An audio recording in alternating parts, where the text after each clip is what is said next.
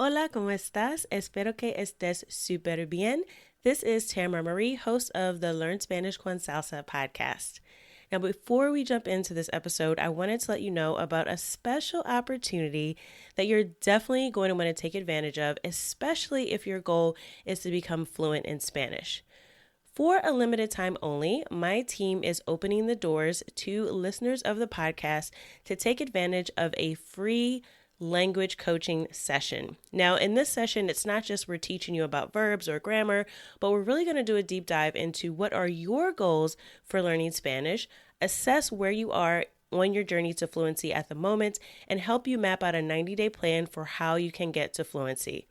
So we are going to help you take your Spanish to the next level, whether you're afraid of speaking Spanish or you just get a little bit nervous when you're talking to native speakers, or maybe you've got some of the basics down, but you really know that you struggle with getting your Spanish to flow and your listening skills aren't up to par. Whatever it is, even if it is a specific grammar issue, we will help you map out how to tackle that. And normally these sessions do cost, so we are offering a few slots for free. There are limited spaces available and they'll only be open up through the end of the month. So make sure you sign up.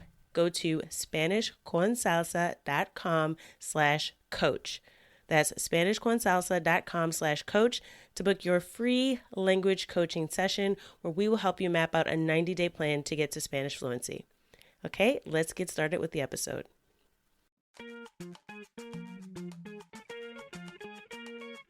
Bienvenidos! Welcome to the Learn Spanish con Salsa podcast, the show for Spanish learners that love music, travel, and culture. Close your grammar textbooks, shut down the language apps, and open your ears to how Spanish is spoken in the real world. Let us show you how to go from beginner to bilingual. Here is your host, certified language coach, Tamara Marie. Hola y bienvenidos al episodio 119. Welcome to episode 119 of the Learn Spanish con Salsa podcast. In this episode, I'm going to give you 5 tips to help you prepare for summer travel to a Spanish-speaking country. I know a lot of you are thinking about traveling again, and even if you're not going to travel this summer and you're planning to travel in the future, these are tips that you can use before you book your next trip abroad to a place that speaks Spanish, because of course I know you want to talk to the locals, you want to be able to chat with native speakers while you're there. You don't just want to go stay in the resort the whole time. You want to talk to the people that live in the country that you're going to visit. So I'm going to give you some tips to be able to do that in this episode. But before we get started, I have to remind you about our Refresh and Reset Challenge. We just got started yesterday. We kicked off the challenge, so it's not too late to join. If you want to sign up today, you will have all week to participate, and hopefully you can catch up. There's only one activity that you missed so far, so you can easily catch up and hop right in to our challenge. Just sign up at SpanishConSalsa.com/reset, and I am walking you through how to set your Spanish goals for the next 90 days. So this is a way to recommit ourselves to our Spanish goals for this second quarter of 2021. Now, going along with that, we are having a live workshop this Thursday, April 15th at 7 p.m. Eastern Time, where I'll be walking you through how to plan your Spanish fluency goals for the next 90 days. And I'll personally walk you through how to do that effectively so that you reach conversational fluency. So I don't want you to look back on June 30th and say, okay, I could have made some progress, but I'm really just doing the same thing I was doing 3 months ago.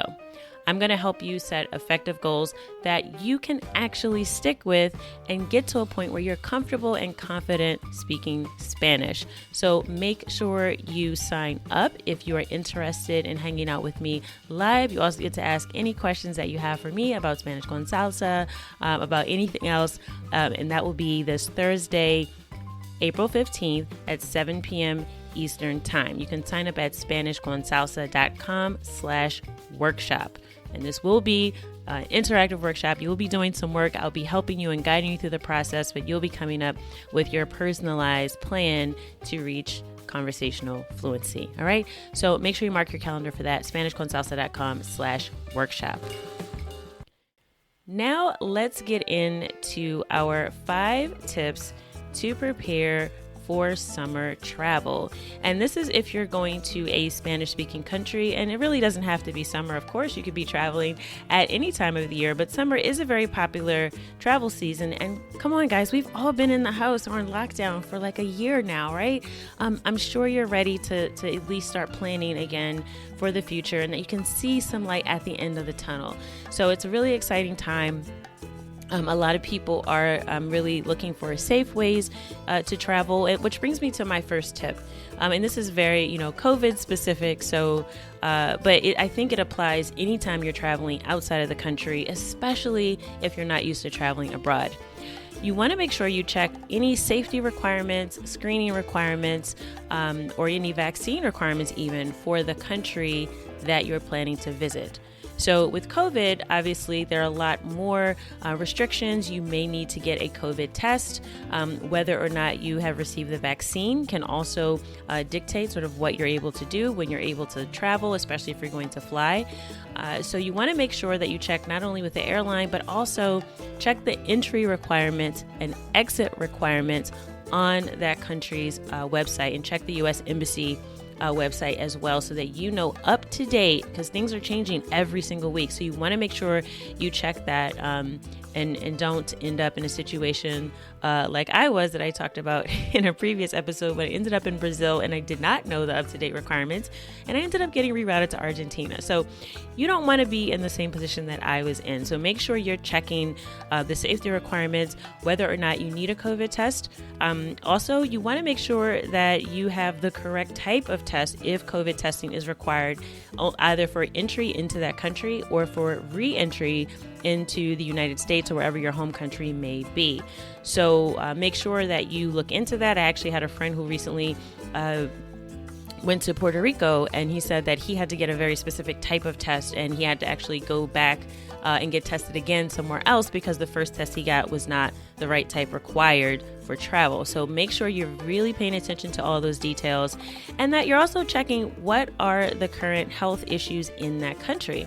So even if it's not just COVID, there are some countries that may have yellow fever. There may be other tropical diseases, especially depending on what climate you're going to, that are more common in those countries that you want to be aware of. So don't just think about COVID. You want to check what are the recommended vaccinations or medicines that you might need to take, things to be prepared for, making sure you have your travel insurance together, knowing how healthcare works and all of that. Very, very important, especially as we're in the middle of a pandemic, to know those things before you travel. And that might also influence where you decide to travel as well.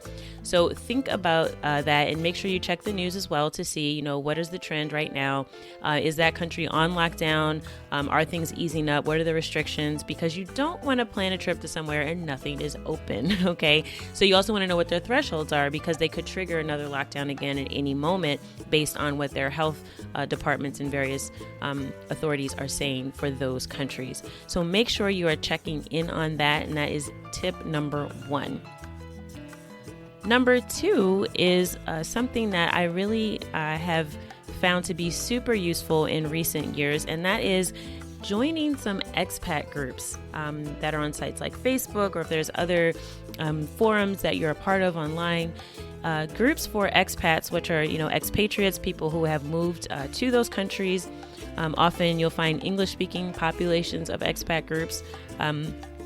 They tend to have groups on Facebook, and you can join those groups and just make sure you explain to the moderator that you are planning to travel, that you don't live in the country. They may have some rules around you joining, and some groups are more strict, and they may not allow you to join unless they know that you are actually seriously looking at moving to that country. But some groups are more open. So just kind of search for expat, in whatever country that you're traveling to, because what you'll find there are communities of people who have moved there, who've had the experience of living in that country, and they can give you some really specific information that you might not get from just a regular travel website. And what do I mean by that? So because they're there, number one, they'll be able to give you more up-to-date information, like what's really going on in the news, what's really going on with COVID, what are the safe areas to go to, what are the places that you can go and get by if you don't speak a lot of Spanish, right? What are the best restaurants? Where should you stay away from? These are all discussions you'll find in an expat group. And you can also ask questions yourself, and you can say, listen, I'll be visiting the area. Maybe you are exploring moving abroad, and, ask any questions or concerns that you may have. And I find it really effective because the people that are participating in these groups, that are active in these groups, really tend to have their finger on the pulse of the communities there, of the expat communities, as well as what's going on locally. So you want to make sure that you stay in touch with the moderators or whoever's organizing the group, whoever's most active, and ask those questions. You might even be able to find a place to stay. You might find an Airbnb hookup or a home away from home type of thing through those expat groups, because often they are also talking about real estate and places to stay for long-term rentals and even shorter-term rentals. So I think that's a great resource. It's a way to really talk to people who are already in the country, and you'll really get the most up-to-date information that way. Number 3 is to find a Spanish tutor that lives in that country and schedule regular conversations with them before your trip. So this is really good to do if you're planning, at least 90 days out. Make sure you look on a site like italki. You can also go to our website, SpanishConSalsa.com, and just look for one-on-one lessons. If you're traveling to Puerto Rico or Dominican Republic or Colombia, you can find one of our amazing team members on our site. And just a heads up, we will be talking to 2 of our team members on the podcast next week. So make sure you're subscribed so you'll hear from them directly, so you can get a little bit more information about them and sort of have an introduction before you book a lesson. But in any case, you want to look for someone who lives in that country and who is a Spanish teacher, and that's the person you want to practice speaking Spanish with. And there's a few reasons for this. Number 1, just like with the expat group, this is somebody who's living in that country, so they can answer any of your questions, any concerns you may have about safety, about how things really are, about maybe issues that are happening in the news that may be important to know about before you visit. That is your person to ask. So you want to look for someone that possibly lives close to the city that you're traveling to as well, although that's not necessary. But that can be a really good resource for finding out places that you should visit, places that are off the beaten path that aren't super touristy, so to speak. So that person can be a really good resource for you. And if you schedule regular lessons with them, so I would say at least once a week, if you can do more than that, that's great. You will have more experience with listening to the accent of that particular country. So as you know, Spanish is very, very different depending on where you are in terms of how it sounds. A lot of the words might be the same or similar, but you might find that the way they're said may be unintelligible if you're not familiar with hearing that accent at all. So this is a great way to kind of get your ears accustomed to the accent of the country that you're visiting. And you also might learn some of the regional language there, because there are also lots and lots of different words that are spoken only in one country, right? They're very, very country specific. So booking regular lessons with a Spanish tutor or teacher that is from that country or living in that country is a great way to get used to the accent and get more up-to-date information about how things are right now in that country. Number 4, follow the news in the country, I'd say about 4 to 6 weeks before you travel. So on social media, you can look for the national newspaper that's published from that country or from the city that you're going to visit. You can also go directly to their website. There's usually a newspaper. Many of them are called El País, but there are El País for different countries, I believe. But just search for what is the most popular daily newspaper in your country and find their websites. They may also have a YouTube channel. They might have videos you can watch, but just something so you can, again, keep your finger on the pulse of what's happening before you go. This serves a few purposes. So not just to keep you informed as a traveler, but also so you know what are the current events and issues in that country. This really helps when it comes to having conversations. So just like in English, you might go to the store and people are talking about what's in the news. it's really important to know what's going on in the news in that country. So everything that happens in the United States is not necessarily news abroad, and there may be things happening there that you wouldn't know about if you didn't read their local newspaper. So make sure you just get accustomed to doing that at least once a week. Just keeping up with the news, reading some of the headlines. You can also look for things you're interested in, like if you like sports, read the sports section, look for restaurant reviews, or whatever it is, right? Use that as a resource, because again, you're looking for up-to-date information and you want to be able to be conversational and be aware of what's going on when you get there. So keeping up with the news for about a month to 6 weeks before you visit the country is a great way to be able to have more in-depth and informed conversations with people when you get there. And of course, a great way also to practice your Spanish, because you'll probably learn some new vocabulary in the process. And my last piece of advice is my last tip for planning to travel abroad to a Spanish-speaking country is to plan activities in non-touristic areas. And I think this is really important. If you are listening to this podcast and you love learning Spanish through music, you love Latino culture, and you want to travel and meet people and talk to people, you have to get out of your comfort zone and plan some activities that aren't for tourists. So look for things to do that are planned by locals for locals, right? So it doesn't necessarily have to be a touristic activity. You want to find some things that you can do so you can actually start meeting people, have that real immersion experience, and don't just sort of stay behind the walls of the hotel and resort sipping pina coladas or whatever, right? So try to plan for some activities that are not in sort of that tourist guide that you might have. Now, an excellent resource for this is actually meetup.com.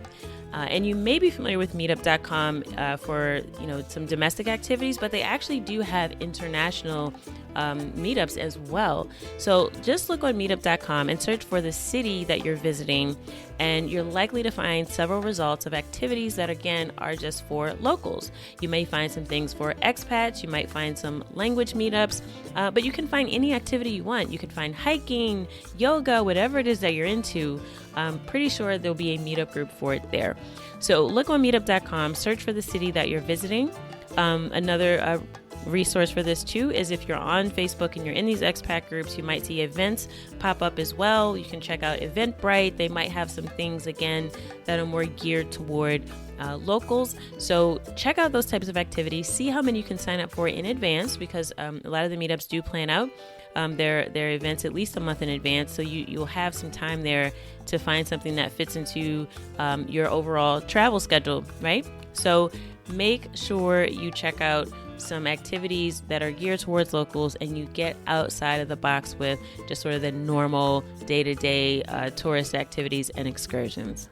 So those are my 5 tips for preparing to travel abroad this summer if you're planning to visit a Spanish-speaking country.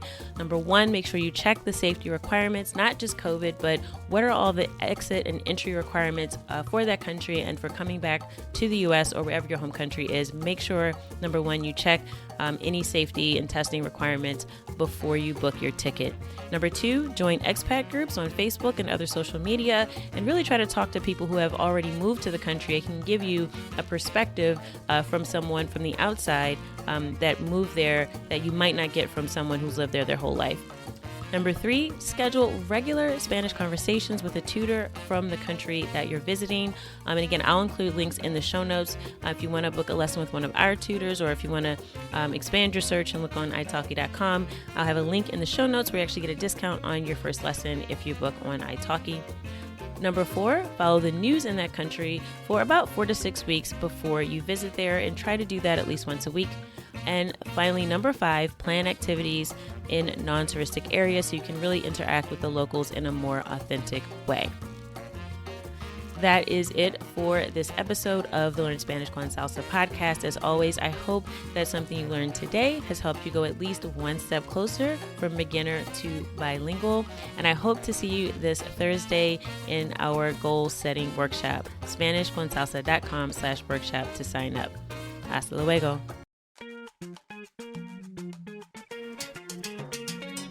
Thank you for listening to the Learn Spanish con Salsa podcast at LearnSpanishConSalsa.com.